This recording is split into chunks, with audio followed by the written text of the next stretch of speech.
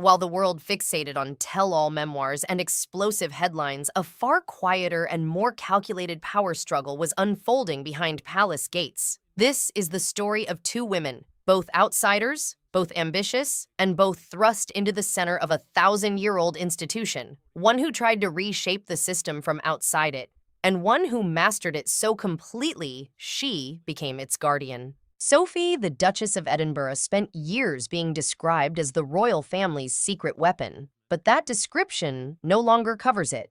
What she has become is the royal enforcer, the woman who watched, waited, and ultimately won. Her silence was never passivity, it was strategy. And the story her silence tells is one of rejection, resilience, and a victory so complete it required no announcement.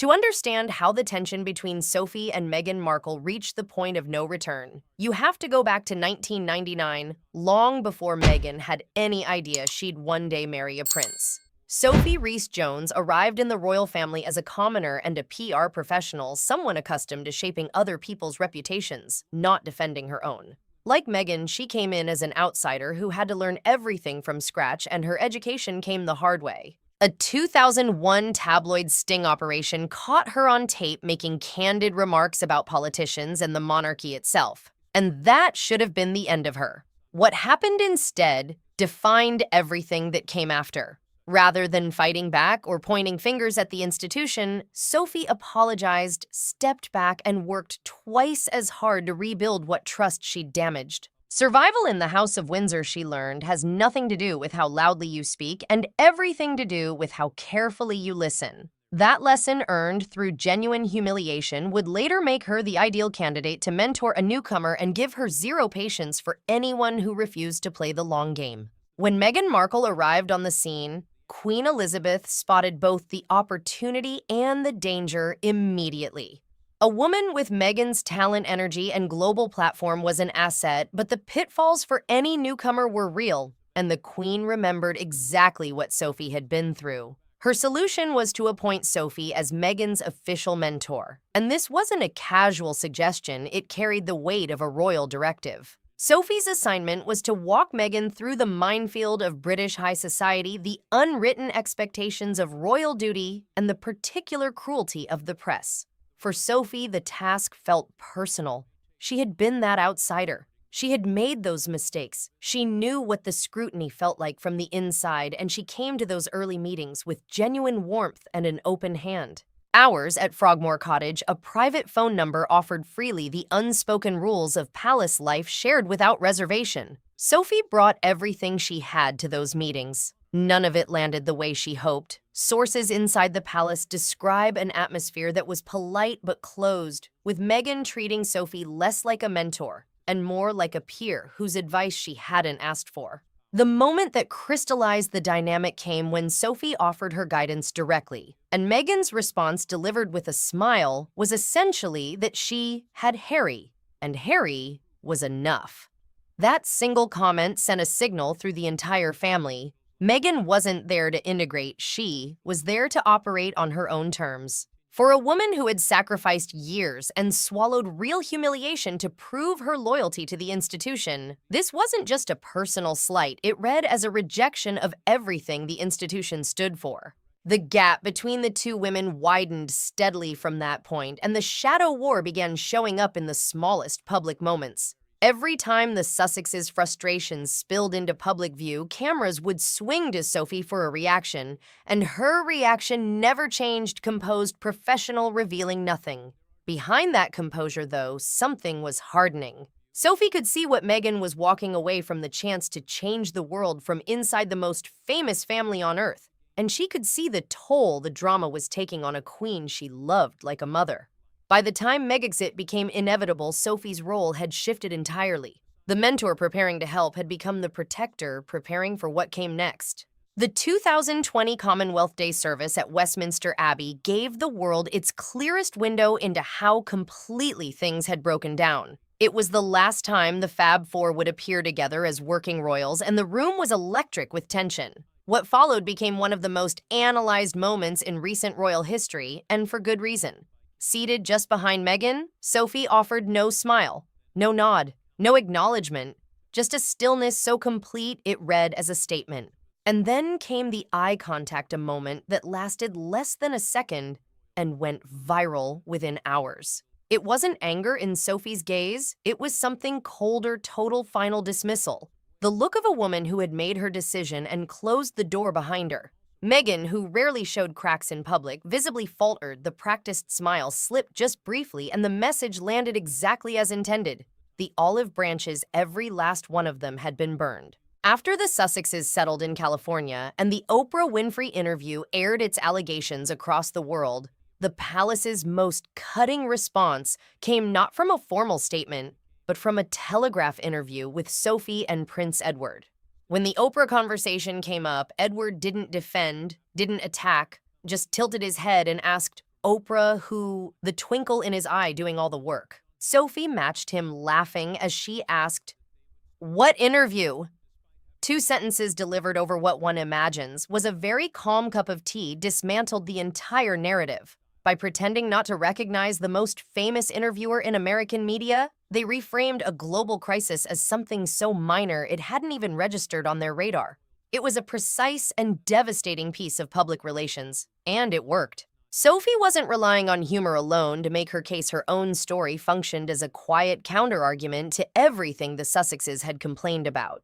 In a rare, candid moment, she reflected on the 5 years it took her to genuinely understand the history, the expectations, and the weight that comes with wearing the crown even at a distance. The implication required no spelling out 2 years isn't enough. You cannot compress 1,000 years of institutional logic into a matter of months and then declare the institution broken when it doesn't bend to your preferences.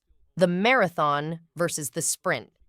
Sophie had run the marathon, understood why it was a marathon, and wasn't interested in pretending otherwise. By holding up her own apprenticeship as the standard, she reframed the entire Sussex narrative without ever saying Meghan's name directly. When King Charles ascended the throne, one of his earliest acts was granting Prince Edward the Dukedom of Edinburgh, fulfilling a promise his father had long intended to keep.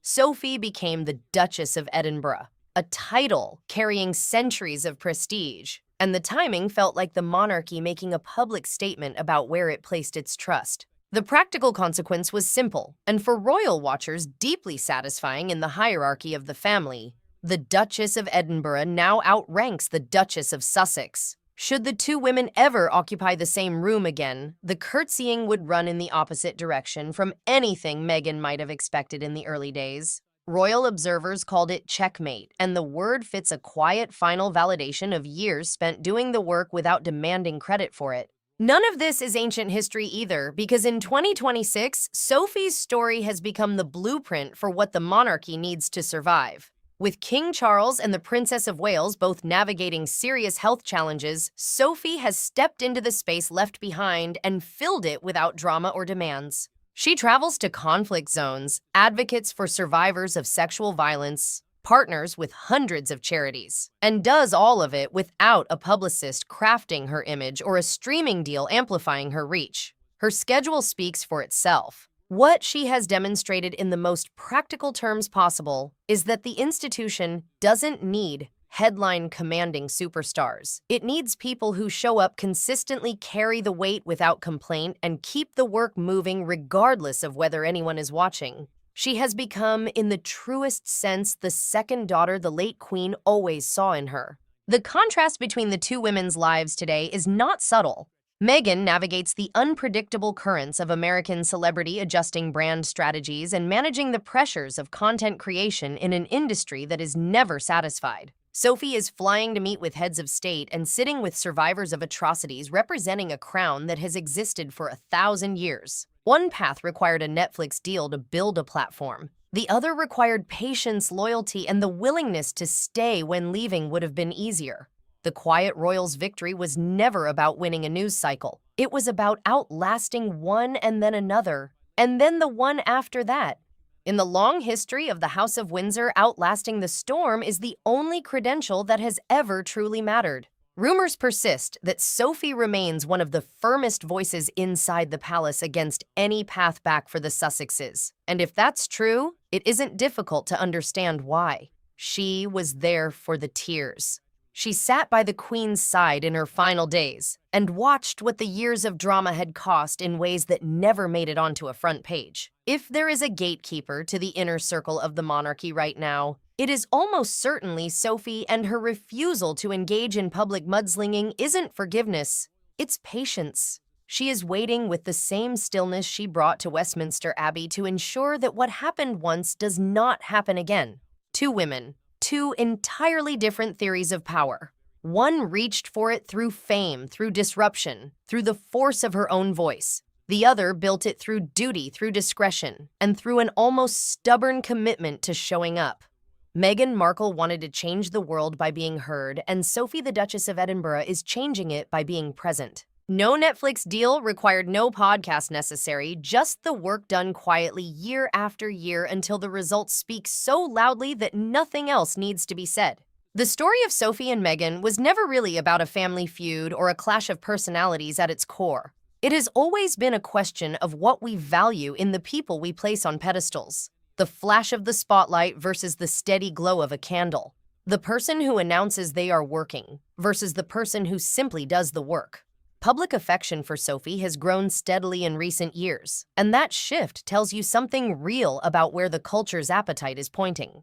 When you see Sophie at the next royal engagement, standing composed and unhurried, understand what you're actually looking at: a woman who won a long war without needing to fire a single visible shot. No memoir required, no tell-all interview, no streaming platform necessary. What she needed was to know herself clearly enough that no amount of external pressure could blur that picture. And that is exactly the quality that made her the role model the monarchy needed, even while it was busy overlooking her. The turning point between these two women traces back through several moments: the failed meetings at Frogmore, the locked eyes at Westminster Abbey, the deadpan Oprah who delivered with a cup of tea and a straight face. The divide between them ultimately represents two completely different ideas about what it means to be a modern woman carrying public weight. One foundation rests on individual expression, on the power of the personal story told loudly and often. The other rests on collective duty, on the idea that the institution's survival matters more than any single person's narrative. As the years accumulate, one of those foundations has proven considerably more durable than the other. Looking forward, Sophie's role within the royal structure is only set to expand. She occupies a rare position as a bridge between the Queen's traditionalism and King Charles's modernization, someone who holds both eras in her hands without dropping either. The monarchy at its most basic level isn't a collection of titles and ceremonies. It's a family of people who must live and work together under pressure that most of us will never experience. Sophie found her footing under that pressure, and the result is a woman who holds more real influence inside the palace than almost anyone else. She didn't break, didn't leave, and when the accounts were finally settled, the last laugh belonged entirely to her. Thank you for spending this time exploring the story of these two duchesses and the world they've navigated so differently. The royal family keeps its deepest truths in the silences, in a glance across a room, in a laugh that dismisses an entire interview, in a schedule that speaks before a word is uttered. Sophie's journey proves that resilience handled with enough patience will eventually outclass any drama thrown against it. If this deep dive held your attention, a like and a subscription will make sure you catch the next one, where we'll keep pulling back the curtain on the House of Windsor. The story of Sophie and Meghan isn't finished, but the current chapter is unmistakably clear. The quiet Duchess found her voice without ever raising it, and the world caught up. That's a victory for loyalty, a victory for duty, and a victory for the woman who refused to be moved. Sophie, the Duchess of Edinburgh, has demonstrated that in the long game of the palace, the move that nobody sees coming is almost always the one that decides everything, and she is far from done making them. The journey from tabloid target to the most respected woman in the royal family is on its own a story worth telling. Once exposed by the press, Sophie now commands their attention on her own terms. And where she was once overlooked by the very institution she served, she has become indispensable to it. What her story proves more than anything is that you don't need a crown to lead, and you don't need a superstar's visibility to leave a real mark. Her light runs quieter than a headline, but it holds steady in a way that flashes simply cannot. Inside the halls of Buckingham Palace, Meghan Markle's name moves through rooms carefully, but Sophie's name carries a different weight altogether. Trust reliability, the confidence that she will show up and handle whatever the day demands. Royalty stripped of its glamour comes down to exactly that, an unwavering commitment to appear day after day and do what is right for both family and country. 20-plus years of doing precisely that have secured Sophie's place in the record not just of this reign, but of this institution's history. Moving into the second half of 2026, the distance between the two duchesses has grown from a cold war into a complete divergence of fortunes. Meghan's as-ever lifestyle brand and social media rebuild were designed to be her definitive statement of independence, proof that the royal machine was never what she needed to build a global presence. The reality of 2026 has delivered a more complicated verdict. Insiders describe a project that has struggled to hit its milestones, with a creeping sense that controversy as a long-term commercial strategy has a very finite shelf life. Once your story has been told in full, the audience expects something else to follow, and that next offering is reportedly where things are faltering. None of that applies to Sophie's first half of 2026, which has looked nothing like the years before it.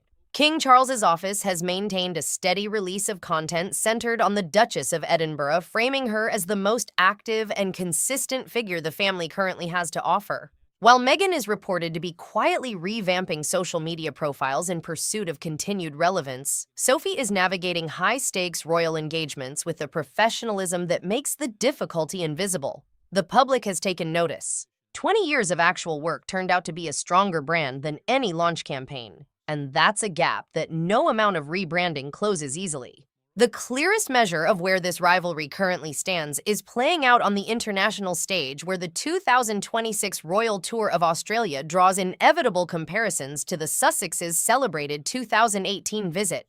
Back then, Meghan arrived as a new kind of royal, glamorous, and magnetic, with the world seemingly at her feet. Viewed through the lens of 2026, that tour looks different, full of viral moments. Yes, but thin on the long-term substance the monarchy depends on. Sophie's 2026 approach inverts everything the 2018 tour prioritized. No money shot, no carefully composed Instagram reel, just a consistent focus on listening rather than being heard. The effect is a quiet correction of the royal narrative, a demonstration that you don't need a celebrity's instincts to carry out a royal's responsibilities. One of the stranger threads in the 2026 story involves what observers have started calling the two Sophies phenomenon. Explosive allegations from Sophie Chandauka, a prominent charity chair, put Prince Harry at the center of claims involving harassment and bullying at scale. And what followed revealed something unexpected about how thoroughly the Duchess of Edinburgh has reshaped public perception.